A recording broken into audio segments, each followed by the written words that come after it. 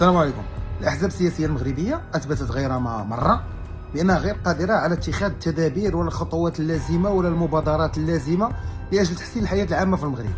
الأحزاب السياسية المغربية ما كندويش على العدالة والتنمية بوحدها، غير قادرة على تنفيذ المشاريع، شي تنفيذ كتخطط ليه ودير ليه الرؤية وتقول ليه اللي كاين وما كيقدرش. الأحزاب السياسية المغربية راس مالها هو بلا بلا بلا بلا بلا بلا في العديد من القضايا ودغدغه المشاعر والشعبويه باش تجيب شويه ديال الاصوات اللي اصلا اكثر من النصف فيهم كتشريه من عند المواطنين، ودي مسؤوليه مشتركه باش يجي حزب سياسي مغربي هو اللي تقريبا يتواطأ ضد المغرب.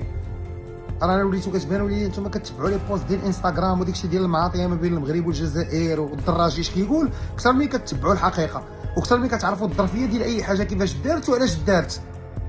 كنظن بانه البلاغ ديال الديوان الملكي كان واضحا جدا. خصنا نكونوا كاملين يد وحده. السياسه الخارجيه للمملكه من اختصاص صاحب الجلاله، واسمعها مزيان، صاحب الجلاله عارف شنو كيدير وعارف شنو هما القرارات اللي فيهم الخير ديال البلاد.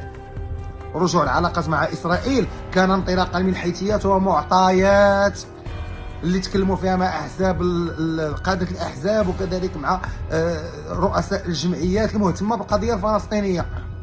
القضيه الفلسطينيه دائما كانت من اولويات المغرب، ما يجي حتى شي واحد يهلل علينا واللي باغي يربح النقاط باش من بعد عاوتاني التصويت الجاي يكون عقاب لحزب اخنوش ولا ود حنا زوينين وبنا من جهه اخرى. انا ما عندي والو ضد العداله والتنميه، ولكن عندي شي حاجه ضد الكلاخ، ضد الزربه، ضد اننا حنا ملي كنجيو ننتقدوا شي حاجه في البلاد ما كنتقدوهاش من دايتنا راسنا، خاص شي واحد من شي بلاصه يقول لنا شنو. ديما حنا كندافعوا على اجنده حزبيه واجنده دوليه، وديك الاجنده الدوليه الله وديها الشرف. ديروا عقلكم وكونوا معقولين في الطريقه ديال التعامل مع جميع القضايا.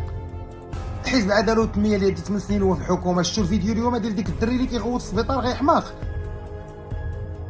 عند من كان التدبير ديال المستشفيات، عند من كان التدبير ديال الشأن الحكومي للمغرب، ماشي عند الحزب ديالكم. ودابا غندويو على القضيه الفلسطينيه، ما ندويو حتى شي حاجه اخرى. سمحوا لنا الله يرحم لكم الوالدين، الفرصه ديالكم تعطاتكم وخديتي وباقا تعطاكم فرصه واحده اخرى. ها خنوش دابا كيخطف الفرصه ديالو وإلا جا لك بوجهو حتى هو راه ما غيعقل عليه حتى شي واحد. والله يرحم لكم الوالدين. الاحزاب السياسيه المغربيه وتعلموها تنفذوا.